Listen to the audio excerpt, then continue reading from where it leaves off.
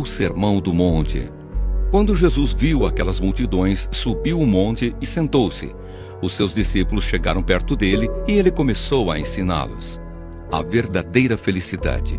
Jesus disse: Felizes as pessoas que sabem que são espiritualmente pobres, pois o reino do céu é delas. Felizes as pessoas que choram, pois Deus as consolará. Felizes as pessoas humildes, pois receberão o que Deus tem prometido. Felizes as pessoas que têm fome e sede de fazer a vontade de Deus, pois Ele as deixará completamente satisfeitas. Felizes as pessoas que têm misericórdia dos outros, pois Deus terá misericórdia delas. Felizes as pessoas que têm o coração puro, pois elas verão a Deus. Felizes as pessoas que trabalham pela paz, pois Deus as tratará como seus filhos. Felizes as pessoas que sofrem perseguições por fazerem a vontade de Deus, pois o reino do céu é delas.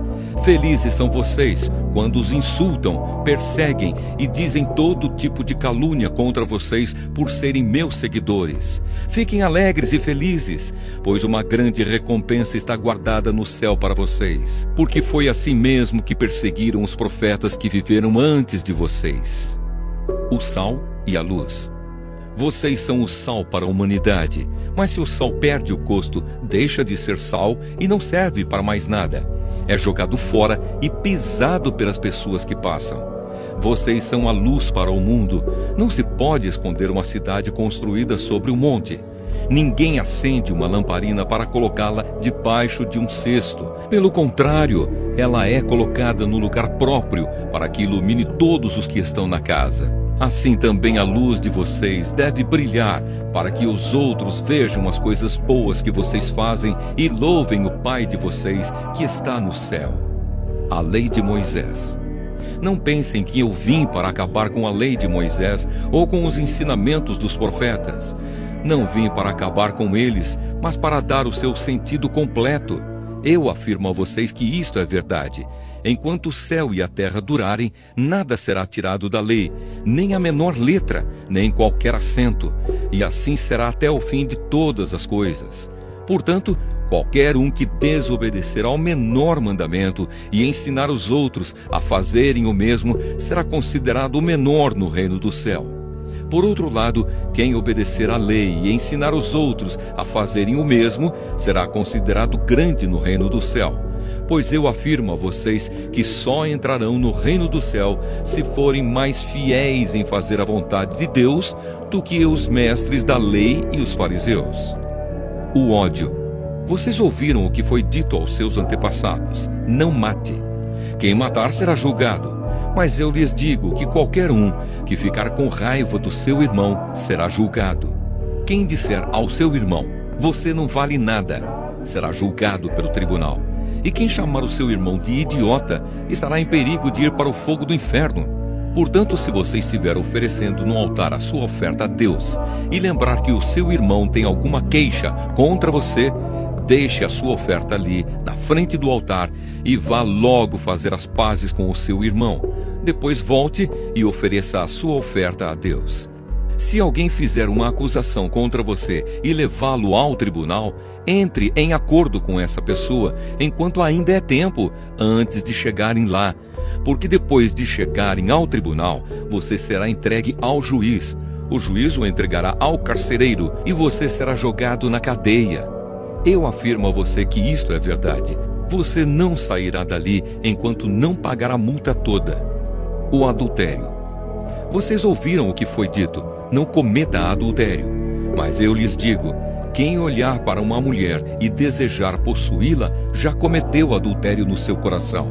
Portanto, se o seu olho direito faz com que você peque, arranque-o e jogue-o fora. Pois é melhor perder uma parte do seu corpo do que o corpo inteiro ser atirado no inferno. Se a sua mão direita faz com que você peque, corte-a e jogue-a fora. Pois é melhor perder uma parte do seu corpo do que o corpo inteiro ir para o inferno. O divórcio. Foi dito também: quem mandar a sua esposa embora deverá dar a ela um documento de divórcio. Mas eu lhes digo: todo homem que mandar a sua esposa embora, a não ser em caso de adultério, será culpado de fazer com que ela se torne adúltera, se ela casar de novo. e o homem que casar com ela também cometerá adultério. Os juramentos. Vocês ouviram o que foi dito aos seus antepassados: não quebre a sua promessa, mas cumpra o que você jurou ao Senhor que ia fazer. Mas eu lhes digo, não jurem de jeito nenhum. Não jurem pelo céu, pois é o trono de Deus. Nem pela terra, pois é o estrado onde ele descansa os seus pés. Nem por Jerusalém, pois é a cidade do grande rei. Não jurem nem mesmo pela sua cabeça, pois vocês não podem fazer com que um só fio dos seus cabelos fique branco ou preto. Que o sim de vocês seja sim, e o não, não, pois qualquer coisa a mais que disserem vem do maligno. A vingança. Vocês ouviram o que foi dito: olho por olho, dente por dente. Mas eu lhes digo, não se vinguem dos que fazem mal a vocês. Se alguém lhe der um tapa na cara, vire o outro lado para ele bater também. Se alguém processar você para tomar a sua túnica, deixe que ele leve também a capa. Se um dos soldados estrangeiros forçá-lo a carregar uma carga 1 quilômetro, carregue-a 2 quilômetros. Se alguém lhe pedir alguma coisa, dê. E se alguém lhe pedir emprestado, empreste. Amar os inimigos. Vocês ouviram o que foi dito: ame os seus amigos e odeie os seus inimigos. Mas eu lhes digo, amem os seus inimigos e orem pelos que perseguem vocês, para que vocês se tornem filhos do Pai de vocês, que está no céu. Porque ele faz com que o sol brilhe sobre os bons e sobre os maus, e dá chuvas tanto para os que fazem o bem, como para os que fazem o mal. Se vocês amam somente aqueles que os amam, por que esperam que Deus lhes dê alguma recompensa? Até os cobradores de impostos amam as pessoas que os amam. Se vocês falam somente com os seus amigos, o que é que estão fazendo demais? Até os pagãos fazem isso. Portanto, sejam perfeitos, assim como é perfeito o Pai de vocês que está no céu. O Evangelho de Mateus, capítulo 6. A caridade. Tenham o cuidado de não praticarem os seus deveres religiosos em público, a fim de serem vistos pelos outros. Se vocês agirem assim, não receberão nenhuma recompensa do Pai de vocês que está no céu. Quando você der alguma coisa a uma pessoa necessitada, não fique contando o que fez, como os hipócritas fazem nas sinagogas e nas ruas. Eles fazem isso para serem elogiados pelos outros. Eu afirmo a vocês que isto é verdade. Eles já receberam a sua recompensa. Mas você, quando ajudar alguma pessoa necessitada, faça isso de tal modo que nem mesmo o seu amigo mais íntimo fique sabendo do que você fez. Isso deve ficar em segredo, e o seu Pai que vê o que você faz em segredo lhe dará a recompensa. A oração. Quando vocês orarem, não sejam como os hipócritas. Eles gostam de orar de pé nas sinagogas e nas esquinas das ruas para serem vistos pelos outros. Eu afirmo a vocês que isto é verdade. Eles já receberam a sua recompensa. Mas você, quando orar, vá para o seu quarto, feche a porta e ore ao seu Pai que não pode ser visto. E o seu Pai, que vê o que você faz em segredo, lhe dará a recompensa. Nas suas orações, não fiquem repetindo o que vocês já disseram, como fazem os pagãos. Eles pensam que Deus os ouvirá porque fazem orações compridas. Não sejam como eles, pois antes de vocês pedirem, o Pai de vocês já sabe o que vocês precisam. Portanto, orem assim: Pai nosso que estás no céu, que todos reconheçam que o teu nome é santo. Venha o teu reino. Que a tua vontade seja feita aqui na terra, como é feita no céu. Dá-nos hoje o alimento que precisamos. Perdoa as nossas ofensas, como também nós perdoamos as pessoas que nos ofenderam. E não deixes que sejamos tentados, mas livra-nos do mal. Pois teu é o reino, o poder e a glória, para sempre. Amém. Porque se vocês perdoarem as pessoas que ofenderem vocês, o Pai de vocês que está no céu também perdoará vocês. Mas se não perdoarem essas pessoas, o Pai de vocês também não perdoará as ofensas de vocês. O jejum. Quando vocês jejuarem, não façam uma cara triste como fazem os hipócritas, pois eles fazem isso para todos saberem que eles estão jejuando. Eu afirmo a vocês que isto é verdade. Eles já receberam a sua recompensa. Mas você, quando jejuar, lave o rosto e penteie o cabelo, para os outros não saberem que você está jejuando, e somente o seu Pai, que não pode ser visto, saberá que você está jejuando. E o seu Pai, que vê o que você faz em segredo, lhe dará a recompensa. Riquezas no céu. Não ajuntem riquezas aqui na terra, onde as traças e a ferrugem destroem, e onde os ladrões arrombam e roubam. Pelo contrário, ajuntem riquezas no céu, onde as traças e a ferrugem não podem destruí-las, e os ladrões não podem arrombar e roubá-las. Pois onde estiverem as suas riquezas, aí estará o coração de vocês. A luz do corpo. Os olhos são como uma luz para o corpo.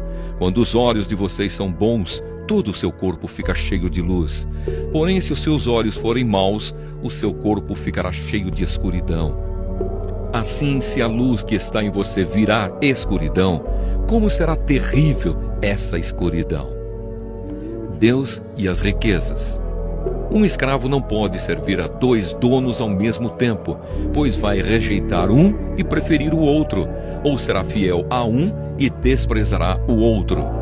Vocês não podem servir a Deus e também servir ao dinheiro. Por isso eu digo a vocês, não se preocupem com a comida e com a bebida que precisam para viver, nem com a roupa que precisam para se vestir. Afinal, será que a vida não é mais importante do que a comida? E será que o corpo não é mais importante do que as roupas? Vejam os passarinhos que voam pelo céu. Eles não semeiam, não colhem, nem guardam comida em depósitos.